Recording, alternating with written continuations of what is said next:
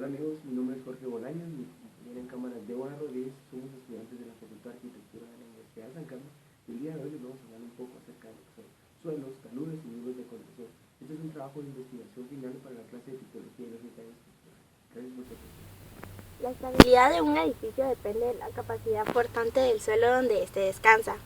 La capacidad portante del suelo depende de su composición.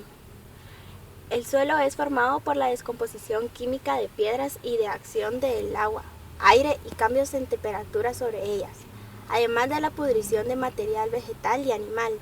Aunque cada suelo y su composición es particular a un sitio, los tipos de suelos alrededor del mundo son similares. Las partículas del suelo son clasificadas como orgánicas o inorgánicas y por el tamaño del grano. Estos se clasifican dependiendo del tamaño de las partículas que lo conforman y del porcentaje de humedad que se encuentra en los mismos.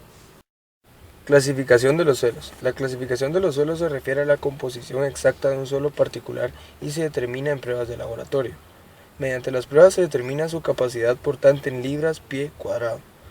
Los suelos se dividen en 10 clases: gravas limpias, gravas arcillosas o de aluvión, arenas limpias, aluvión rígido, aluvión inorgánico o arenas muy finas, aluvión plástico, aluvión orgánico, arcillas rígidas, arcillas inorgánicas, arcillas orgánicas y plásticas. Los factores fluctúan generalmente entre 500 y 4000 libras por pie cuadrado. La capacidad portante del terreno aumenta, como regla general, según aumenta la profundidad de la cimentación. Los edificios están sujetos a los movimientos del suelo, excepto los que se encuentran sobre la capa pétrea del terreno. Debe controlarse el asentamiento para que la carga del edificio se distribuya uniformemente. Esto evita grietas, fallas o derrumbes. El asentamiento puede durar por varios años dependiendo del periodo de consolidación del terreno, de su contenido de humedad o movimientos sísmicos de la tierra. El congelamiento del suelo puede ocasionar esfuerzos adicionales en una estructura. Los cimientos deben colocarse por lo menos un pie por debajo de la línea de congelación para evitar estos esfuerzos. Al aplicarse una carga en el suelo puede reaccionar en 3 formas: compresión elástica, consolidación, fluencia de las partículas del terreno. El movimiento de suelos es una condición prevaleciente en los subsuelos arcillosos. Esta se expande y encoge grandemente con el contenido de humedad. A profundidad de 5 pies o más los movimientos serán menores. Las capas de suelos en pendientes tienden a comportarse como una masa cuando se someten a lluvias excesivas. Efecto del agua en los suelos. La propiedad de un suelo se clasifica como sólidos. Tienen densidad constante y son muy poco afectados por cambios de temperatura, humedad o vibración mientras el terreno no sea perturbado. Viscoso, cuando fluyen. Plástico, cuando resisten cambios en el volumen. Fluidos, resisten cambios en volumen, fluyen en mayor grado que el viscoso. El agua puede ocurrir en un suelo de varias formas: capilar, que es por medio de poros; gravitacional, que filtra; y la superficial, que es como una película que envuelve las partículas y que es removido por hornos. Las aguas absorbidas no son removibles por hornos.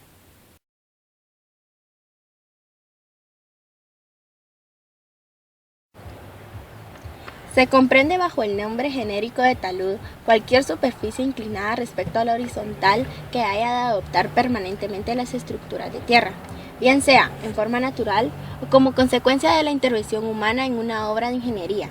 Los taludes se dividen en naturales como laderas o artificiales como cortes y terraplenes. Las obras de infraestructura lineal, canales, conducciones, explotaciones mineras y en general cualquier construcción que requiera una superficie plana en una zona de pendiente o alcanzar una profundidad determinada por debajo de la superficie precisan la excavación de taludes. Los taludes se construyen con la pendiente más elevada que permite la resistencia del terreno, manteniendo unas condiciones aceptables de estabilidad. El diseño de taludes es uno de los aspectos más importantes de la ingeniería geológica, pues está presente en la mayoría de las actividades constructivas o extractivas. En el talud o ladera se definen los 3 elementos constitutivos. Primero, la altura, que es la diferencia vertical entre el pie y la cabeza, la cual se presenta claramente definida en taludes artificiales, pero es complicada de cuantificar en las laderas debido a que el pie y la cabeza no son accidentes topográficos bien marcados. Segundo, el pie. Este corresponde al sitio de cambio brusco de pendiente en la parte inferior. Número 3. La cabeza o escarpe. Este tema se refiere al sitio de Cambio brusco en la pendiente en la parte superior. Cuarto, altura de nivel freático. Esta es la distancia vertical desde el pie del talud o ladera hasta el nivel de agua medida debajo de la cabeza. Quinto y último punto, que sería la pendiente. Esta es la medida de inclinación del talud o la ladera. Puede medirse en grados, en porcentaje o en relación metros a 1, en la cual metros es la distancia horizontal que corresponde a una unidad de distancia vertical.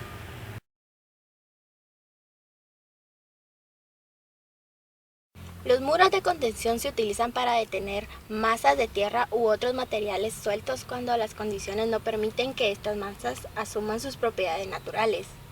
Estas condiciones se presentan cuando el ancho de una excavación, corte o terraplén están restringidos por condiciones de propiedad, utilización de la estructura o economía.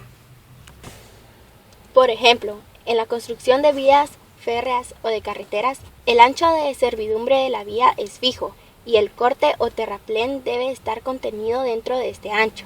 De manera similar, los muros de los sótanos de edificios deben ubicarse dentro de los límites de propiedad y contener el suelo alrededor del sótano. Los principales tipos de muros de contención son muros de gravedad, muros estructurales y muros de tierra armada y de suelo reforzado. Los muros de gravedad son aquellos cuyo peso contrarresta el empuje del terreno.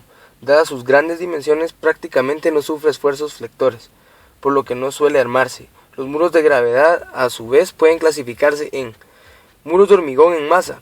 Estos, cuando lo requieren y es necesario, se puede armar el pie. Los muros de mampostería seca. Estos se construyen mediante bloques de roca. Pueden ser tallados o no. Los muros de escollera. Estos se construyen mediante bloques de roca mayor tamaño que los de mampostería. Los muros de gaviones son muros mucho más fiables y seguros que los de escollera, ya que con estos se puede realizar cálculos de estabilidad y una vez montados todo el muro funciona de una forma monolítica. Los muros prefabricados o elementos prefabricados se pueden realizar mediante bloques de hormigón previamente fabricados. Muros aligerados. Estos son aquellos en los que los bloques se aligeran y se les hacen unos huecos por diversos motivos. Puede ser por ahorro de material, por reducción de peso o costos. Hay muros de jardinería. Estos bloques son con bloques huecos y de muro aligerado. Se disponen escalonadamente y en ellos se introduce tierra y se siembra. Se produce el muro jardinera, que resulta mucho más estético y de menor impacto. Los muros secos. Está constituido por piedra de 8 pulgadas a 10 pulgadas, que van sobrepuestas y amarrados entre sí. No lleva ningún tipo de mortero o concreto. Conforme se va construyendo, se va rellenando con piedras del lugar o cascajo de 3/4 pulgadas de diámetro en caso de que se utilice con drenar el agua. Muros estructurales. Son muros de hormigón fuertemente armados, presentan ligeros movimientos de flexión y dado que el cuerpo trabaja como un voladizo vertical, su espesor requerido aumenta rápidamente con el incremento de la altura del muro. Presentan un saliente o talón sobre el que se apoya parte del terreno, de manera que muro y terreno trabajan en conjunto. Siempre que sea posible, una extensión en el puntual o la punta con una dimensión entre 1/3 y 1/4 del ancho de la base suministra una solución más económica. Existen dos tipos de muros estructurales, los cuales son en L y en T invertida.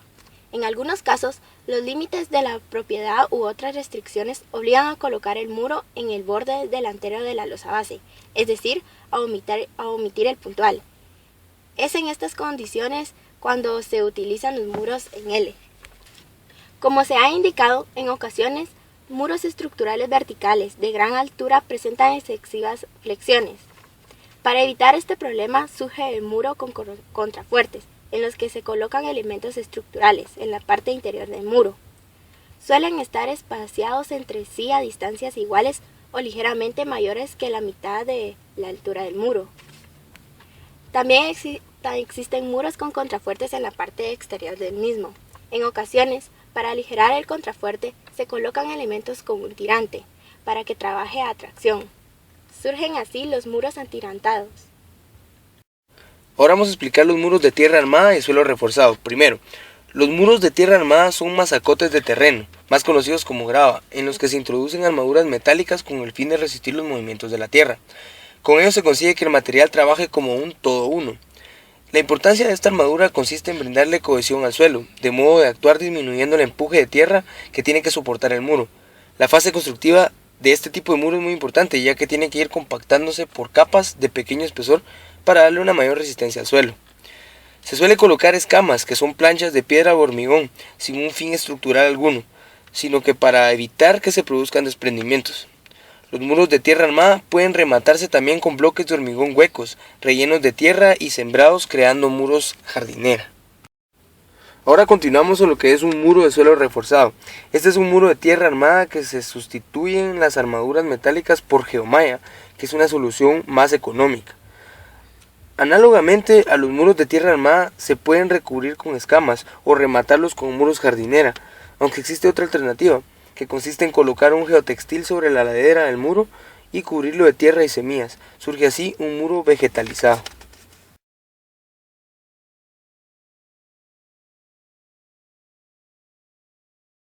En la universidad contamos con muros de contención de piedra reforzados con concreto.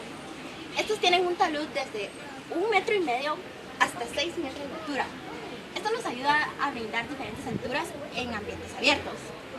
Bueno, eso es todo. Espero que les haya servido de algo, compañeros, y hasta la próxima.